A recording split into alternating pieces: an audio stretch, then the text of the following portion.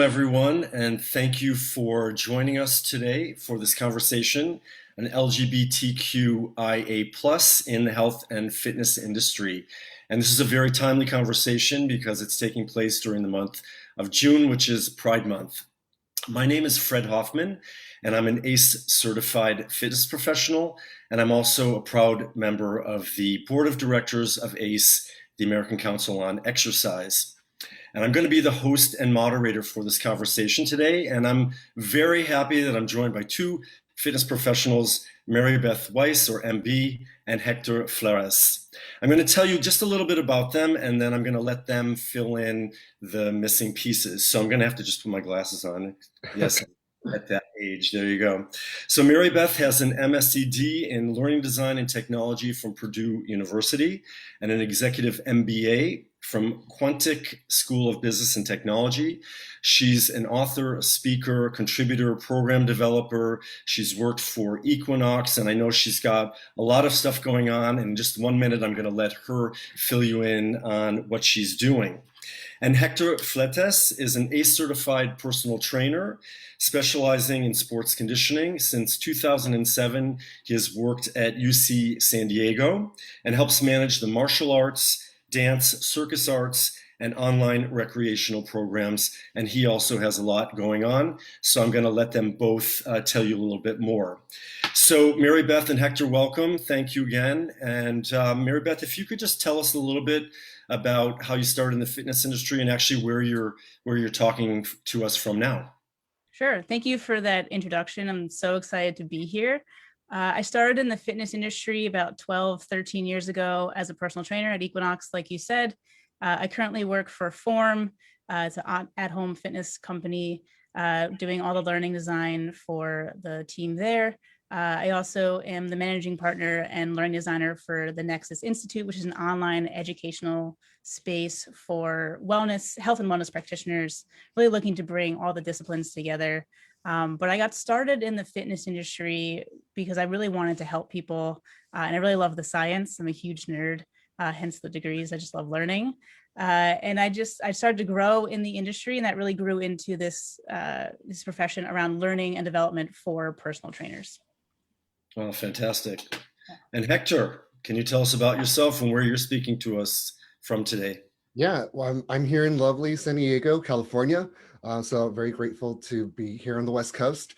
I got my start in 2007. I actually was really interested in continuing kind of my career path. I was actually a former Disneyland dancer and acrobat. So coming to UC San Diego for my education, I kind of wanted to keep that trend. So I got my start doing gymnastics boot camp. I luckily ran to the director of Fit Life, Alexia Cervantes, who later told me like, hey, you're a really good instructor. Have you considered being Zumba certified, TRX certified, Insanity certified? So I got all those certs. And then later on, I was really just fascinated, like learning the jargon and learning the technique of how to help people move and understand their wellness in general. So that's when I opted and decided to dive in and get my ACE personal training certification, and then later get my sports conditioning specialist certification. Wow. Currently right now, I'm in my office in the middle of our summer youth camp that we run June through August.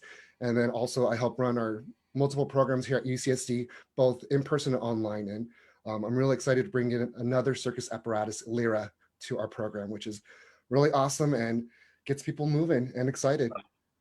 That's great. So you both have a lot going on, and unfortunately, we only have a half hour today, and we have a lot to talk about. So I'm going to just get started. I just wanted to know for both of you, what has your experience been like in the fitness industry in terms of someone who identifies as LGBTQIA plus, and the good, the bad, anything that you want to tell us. And it could even be, have changed since when you first started and what's happening now. So, Beth, you want to start? Sure, I'm happy to. Yeah, it's been an interesting ride for me. I've jumped around in different areas of the industry, but this idea of trying to, have a professional appearance, even though I don't necessarily fit a specific gender norm, has been a very interesting journey for me, being a trainer. And then like, okay, what do I wear? How do I fit in? And then moving into the corporate realm and feeling the same way. But then also this idea of like, who am I within the fitness industry when it's kind of binary in a sense. So figuring out who I am as a trainer and what my personality is, but then how do I fit the idea of like a gender norm within that? And then just, an obstacle of, do I share this information with my clients? Will they relate to me, and how do I relate to them if they don't identify the same way? And is that important information to share with them?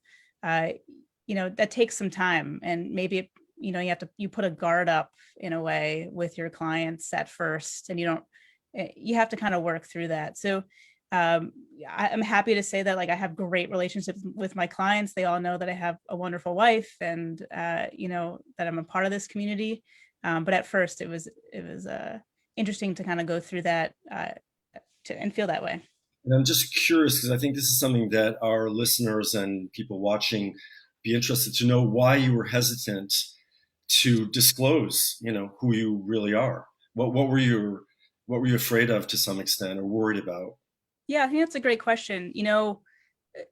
Personal training, it's like the first thing people see is you on the surface. They don't know you, and you're trying to sell your services in a way, and you don't want people to immediately judge you. And unfortunately, sometimes people judge you based on, how you identify as part of the LGBTQIA community, and that I didn't want to feel that way, and that was sort of my fear. Even though I worked predominantly in New York City, which is a metropolitan area, could be more accepting in general, but I just didn't want to lose business or not be a full-time personal trainer because maybe they didn't agree with who I was. Oh, okay. We're going to talk a little bit more about that in a second. And Sure. Hector, what has your experience been in the industry since you've started as a professional? Yeah, I have to echo MB's sentiments. It's definitely been an interesting journey. I'm openly gay at work. My coworkers hang out with my fiance, and we go out to places. But definitely with dealing with clients, and especially with the youth, it's been kind of a tiptoe process, because the one thing that you have to be aware of is a person's reaction, or how they might take that knowledge that they know something more about you. Um, Working with youth programming, I had to ask my directors, if someone asks me about my partner, can I just be frank? Because kids back then, and luckily today, kids are now evolving. They're being exposed to more of this through media and through parenting and schools. But back in the day, I had to ask my director, hey, can I tell that I have a boyfriend? They're like, huh. I have to think about that. And for me, it's scary to not be able to be your true self, show your true identity, and just carry on. In dealing with adult clients, it's definitely been a quick correction with their lights turning off. It's all right. It happens when you're working in the office. You have automatic lighting, being eco-friendly, right? Energy. But definitely dealing with adults, it's that immediate correction, and then trying to carry on and seeing, hopefully they don't react negatively or kind of offish. So Right. What I found interesting, one thing that you just said was for people to understand this, that you had to actually ask your management, can I say this? Can I tell people? And I think that most heterosexual couples or trainers don't even think about something like that. They automatically can just talk about their partner or spouse without hesitation. So it is something very interesting. Do you think that's changed in the last couple of years? Are you seeing change? Either of you can answer this in terms of that acceptance, or not even have to ask that question. I definitely feel that it's been more open, being able to show your true identity at work. That's definitely has changed. There's always still, at least in my experience, and I'm speaking again from my own perspective. I know different people have different outcomes and results. There's still that little notion of I need to ask, I need to get permission to be who I am at work. And I'm hoping that it slowly, it just becomes normal where we don't have to ask. Right. And what do you think can help actually to get past those obstacles? Just implementation within the work environment, education, getting rid of the implicit bias people may have of seeing an individual and assuming their identity based on their appearance, because how I compose myself is not how I may identify. It is part of me, but it's just a piece of everything. I do come across as cisgender male because of my work, of my clothing, my hairstyle, the way I speak. But there are other individuals that don't identify that way, and or even any type of they identify non-binary. So being aware of that and getting rid of those implicit bias and stereotypes, and slowly seeing new examples. Right. Just one comment I'm going to make, because you both said a couple terms, and I know myself because I'm older than you all, and things have changed over the years. When you said cisgender, or when you, I think Mary Beth, you said binary, etc. You know, there's still people in our management and in the industry and the world at large, actually, that don't necessarily understand those terms. So you might be working for a company that you have to actually explain what that means. And I think, Hector, when you talked about education, that's something, just simple things like that, which may appear simple to us, are not so much to others. And there's also generational differences as well, which I know. And I'm just looking at the clock because the time is going to fly by. Yeah. We could talk about time. So I'm going to move on to another question, if that's okay with you. Sure. What would you recommend to others in the fitness industry who maybe are not that comfortable or familiar, actually, not comfortable is the word, familiar with the LGBTQ plus community, and maybe who, you know, heterosexuals who just are, you know, asking questions or unsure or, you know, feel uncomfortable. So what do you think we can do in our industry to help, you know, them understand better and to make the situation at large better for everyone? I think it's important to not make assumptions. I think Hector hit the nail on the head. Like, you can't make assumptions about how someone identifies, but then also don't judge a book by its cover.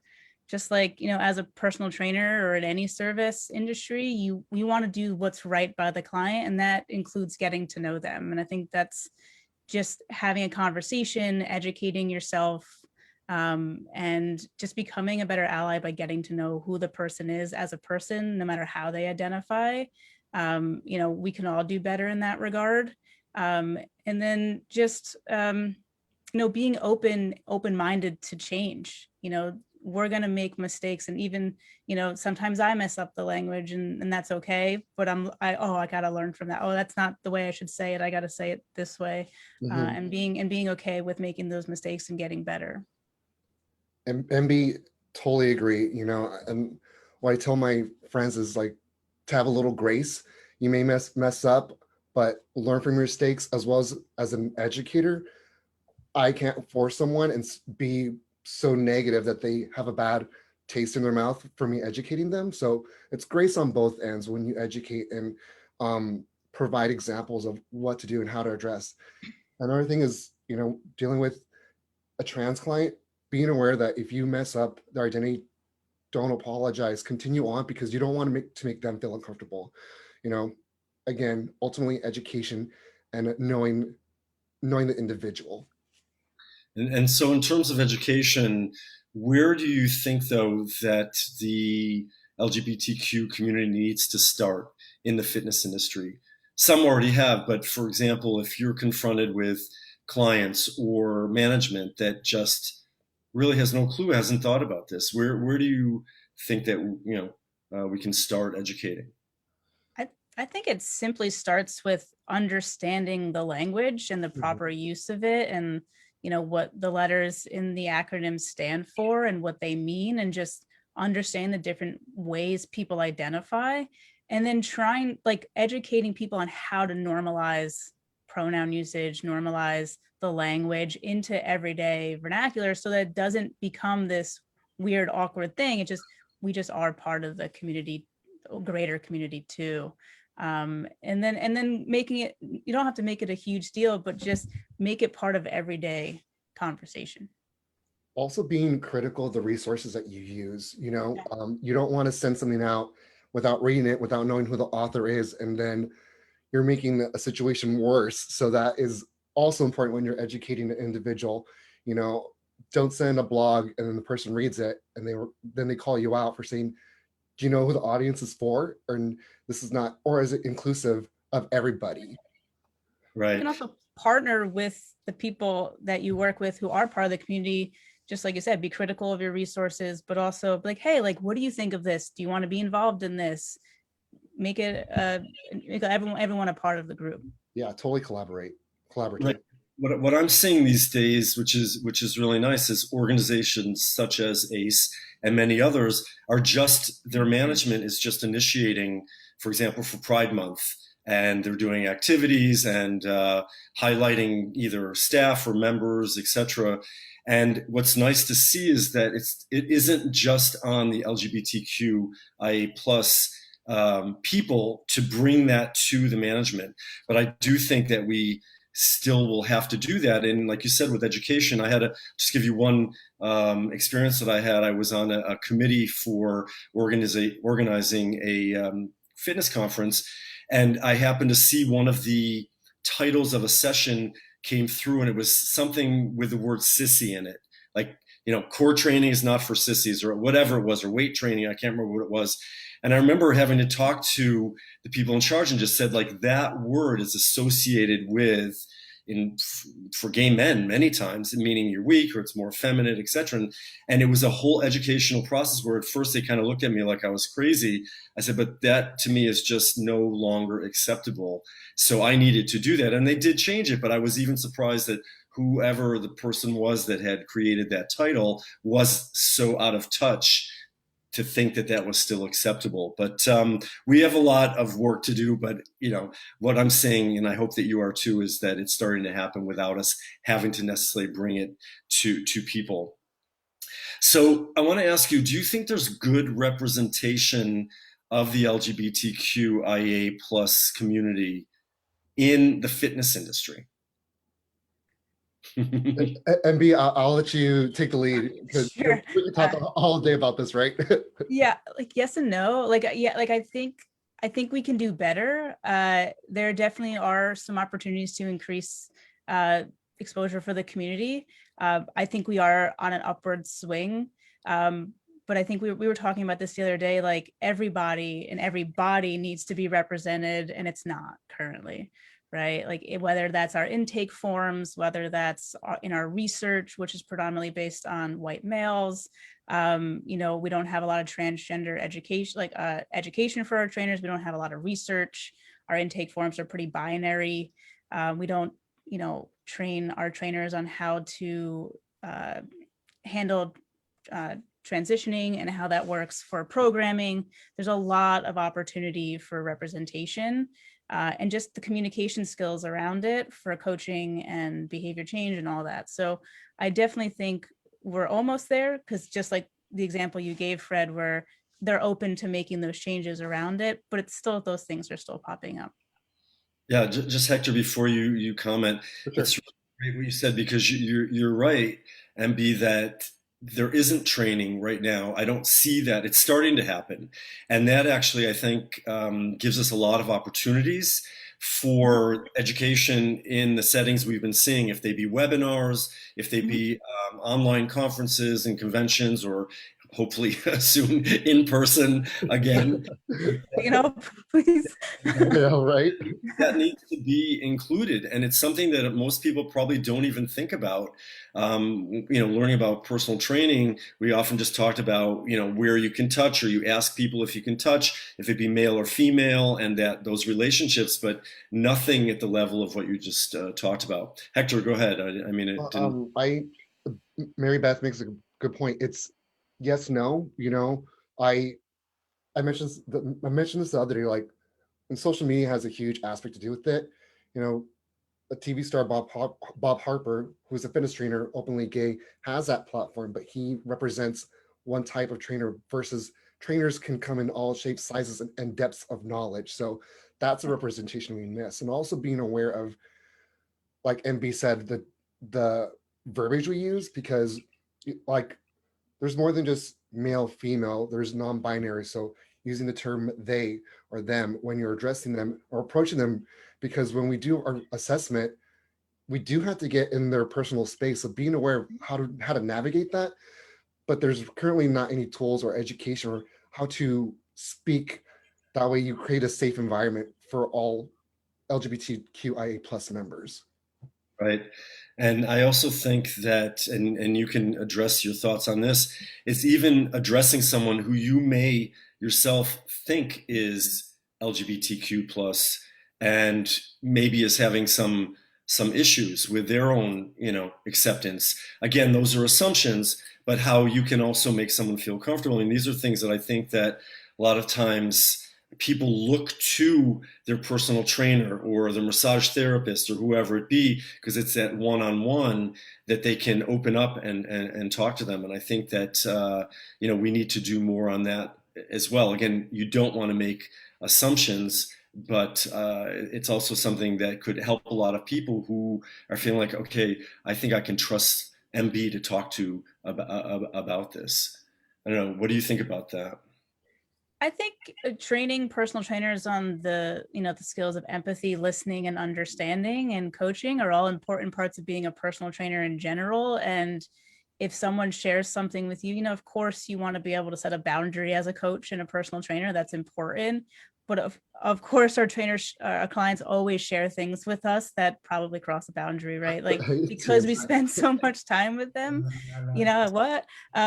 What'd you just say? There's always those moments, but we want to be like, hey, like this seems like that's something that's really important to you, and it seems like you're having a tough time. Do you want a moment to talk through this, and giving coaches and personal trainers the skills to have that reflective moment and just to listen, because most of the time that's what people need, just someone to listen, to be ears and non-judgmental and share empathy. And that's what makes a great coach and personal trainer to begin with. Sure. Hector? Totally agree. Empathy. We all need to have that and continue to work on that.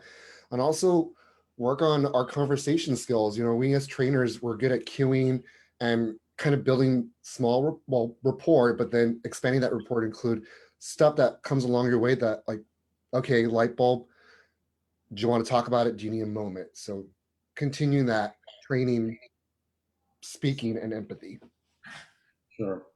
So one other thing, we're doing pretty good on time. I wanted to touch on going back just a little bit to the fact that you both have partners, for example, and when it comes to things like company events and where everyone's getting together, etc., what do you think needs to be done for our industry to educate management that everyone should be included? There shouldn't be any bias or questions if somebody wants to bring someone. What do you think we can do as professionals to educate them? Well, I mean, I'm very fortunate to live in San Diego where we have a robust gay community. I would say having the individual feel comfortable introducing that. I know for holiday parties, I bring my fiance and like, here he is, and let's have a good time. Just like a straight person could bring their wife, their husband, and then their kids if possible. So it's kind of allowing, if we're going to be inclusive, then everything should be allowed and allowed to breathe and understand, and as well as intermingle. Um, I think management needs to be aware of creating those opportunities and engagements, but also having probably a person there to help moderate if anything goes awry, especially for those communities that might not be as welcoming. Again, my perspective, my own story, San Diego is really open. So I've been really fortunate to have that. Sure. Yeah, I agree with Hector. I think there's I'm from New Jersey, Jersey City, Manhattan. I'm currently traveling right now. I'm in North Carolina. But yeah, I've been fortunate enough to work for a lot of very inclusive companies, and where that was okay. But I do feel like using inclusive language like partners or just something where it's very open, where it doesn't say, oh, bring your husbands or your wives, it's very not inclusive language. Speaking to people, getting consult on how do we make this more inclusive for everyone at holiday parties or events where everyone's welcome, even saying all families welcome, all parties welcome, right? And just that bold statement so everybody knows it's okay, and then being okay with it, and just modeling that behavior, not just saying it, doing it. the thing is, I wanted to kind of tie this into the representation in the industry because I Mhm. think also that it's up to a lot of us to also be talking about this when you have a partner, however you would dress them. This is my significant other, my husband, my wife, my fiance, whatever it be, just as normal as would be when anyone introduces their significant other, and that management eventually understands that. And I think that is definitely happening. But like you alluded to, Hector, as well, both of you are in metropolitan areas or have been where it's many times more accepting. We know that that's not necessarily the case in a lot of places. So I'm wondering also, are there other ways that we could have better representation in the industry? For example, I'm thinking like things that have been happening in recent years with Black Lives Matter. I'm just going to use that as an example, where there's many more panels on these conferences, etc. There are many more articles being written. There are groups, for example, if they be on social media, but are specific to industry groups or LinkedIn. Mm. What do you I think it's important. The one thing that I caution every folks is be aware of how much you're asking that member of the community of what to do. You know, I during the Black Lives Matter, we did an education, and some folks said like, I'm just tired. Like I'm tired of people like just asking me what to do. It's just why don't we like collaborate together versus asking me directly? And I think that's something that the fitness industry has to tread lightly with, because you don't want to fatigue the contributor to the point where like I have to do this again. It should be like, hey, let's come hand in hand with me. think? Yeah, I think that's spot on, Hector. I think, we do put a lot of pressure on the community to solve some of these challenges, when I think it should be a partnership and a collaboration, to your point. I think in that collaboration, you can come up with solutions that work for everyone, and come and, oh, like this is a great idea. Then everyone feels involved, and that's the point. So I'm looking at the clock, and we just have a couple minutes. And so I wanted to just finish with letting each of you just say, is there some action or idea that people who are watching this or who will watch this can come away with that can improve the industry in relationships to LGBTQIA plus? Who wants to go first? Um, Sure. Thanks, Andy. I'm like, Happy to. I have one simple action and then one simple mindset shift idea. And the simple action is normalizing language into your everyday as a personal trainer. Hi, my name is Mary Beth. My pronouns are she and her, right? Excellent. And just like making it as natural, and doesn't matter who you're talking to, and then it just catches on. That's a simple first step that just is inclusive for anyone. Doesn't matter how someone identifies. And Absolutely. then just, Go ahead. Go ahead. oh no, that's okay. Sorry, No, I didn't mean to interrupt you. no worries. And then the mindset shift is this idea of like, we can all change and we can all do better, and we're all growing. It's the idea of a growth mindset. Like, how can I be better than I was yesterday in all aspects? How can I be a better ally? How can I be a better partner? How can I be a better person? And just this, being open to change and getting to know the people of the community, because there's some really great people in it. Great tips. Really good. Hector. my takeaway is we're ending Pride Month, and Pride Month is more than a month. It's an everyday thing. So we as trainers in the industry, we need to do something that's more than performative. Sure, put a rainbow flag up. Yes, acknowledge our community, but it's more than that. Maybe collaborate with your local LGBT center, donate to the Trevor Project. It's not just slap a rainbow on, play Lady Gaga, and then end of June, Pride's over. Like, Right. we live every day. So take action beyond the month. Yeah, it's all year, and I was looking for there's a lot of quotes from different gay icons, activists, etc. I saw a couple, but one was from an athlete, Jason Collins, who was a professional athlete, basketball player, and he said, "Openness may not completely disarm prejudice, but it's a good place to start." So it's also being open, on our end. And I know that's not easy for a lot of people. So I don't ever want to put that on them. But when you can and you're comfortable, to just be yourself.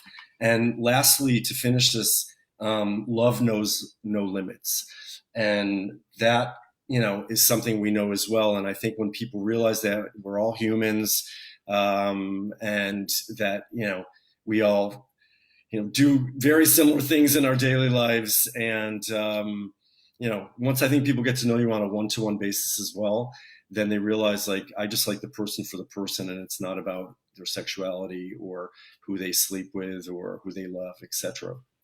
So, anything else before we go? We've got, like, according to my clock, 1 minute.